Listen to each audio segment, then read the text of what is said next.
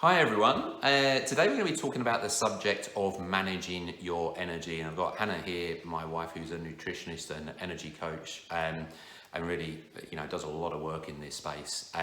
But a lot of the tools, tactics, tips that I use in managing my energy and also working with our clients kind of comes from the work that Hannah does, and thought it'd be great for her to share some of the top tips of just generally for yourselves.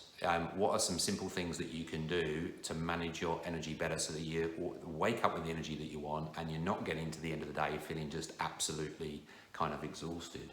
So over to you, Hannah. Hello. I think that it starts with as soon as you wake up in the morning.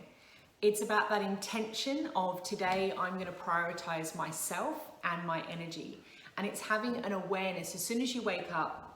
Where do your thoughts go? Do they go straight to the kids? Does it go straight to work? Does it go straight to something that's going to take that energy away from you onto subject, onto something else instead of keeping it on the self? So the first thing that I would recommend you do in the morning is get a really clear intention for the day. So today I'm going to really make sure I manage my energy well. And then it's about being aware of when you get pulled out of that and what pulls you out, and knowing that you have the tools to bring yourself back in. The best way you can bring yourself back into your own energy is your breath.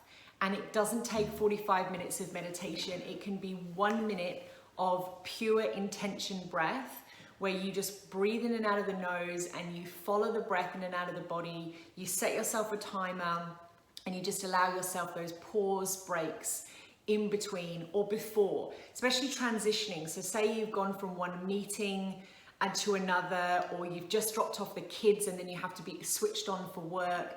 Taking those pause breaks of just having a minute of pure intention of I'm going to breathe and I'm going to stop that monkey mind and I'm just going to breathe into the body is really important.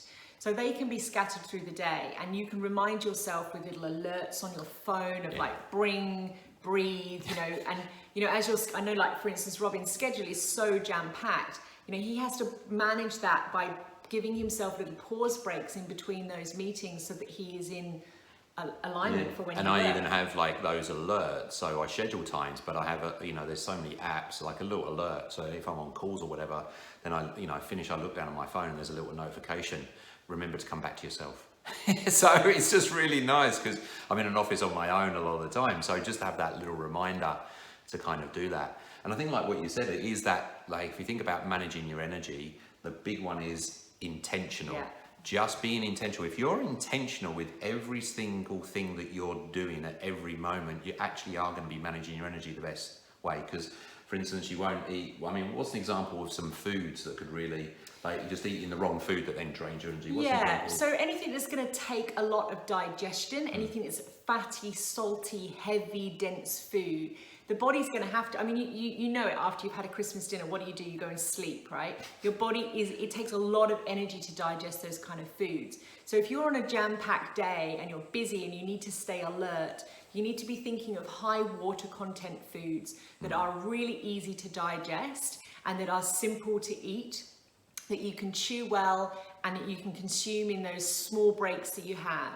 So it might be that you need to eat little and often of really healthy, easy digest food to keep your energy up, as opposed to having a bigger, heavier, denser meal that you could have either during the day if you're at home, or you could have sort of, early evening, and then keep it nice and fresh and simple during the day. There are foods that are going to give you more energy than others as well. And I think that setting up that morning ritual is so important as well. That's like when someone says, what's the first thing, if I only do one thing, what is it? It's just like set up in the morning routine, what's important to you. There's lots of people with different morning routines, but if you just spend 10, 15 minutes going, right, what do I want from today? That will set you up kind of better throughout the day. And the other kind of statistic, just that breathing, and I do it with my clients, I just go, right, let's stop 1 minute, just concentrate on your breath. Don't do anything kind of crazy meditation or whatever. The research shows that you reduce your stress levels by 30% within 1 minute of just concentrating on your breathing. Yeah. So really, really simple. And also to add to that, cortisol gets reduced by 40% after 10 minutes of breath. So even if you split that 10 minutes of breathing And obviously we breathe all the time, but I mean really intentional breathing in and out of the nose, not through the mouth, because that creates a hyperventilation. So through the nose, and you split that across the day, that's going to reduce your cortisol, which is your stress levels, by 40%. Yeah, it's these simple things done regularly that make the big kind of impact. So from today, take one thing that you know brings more energy, that charges you kind of up, or anything that we've kind of said, just implement it for 7 days and then see how you go. Any questions or queries, just put them in the comments below and we'll see you next time. Cheers guys. See you. Bye now. If you found this video helpful, don't forget to hit the like button and subscribe. Feel free to share with friends and check out what's up next for more videos from my channel.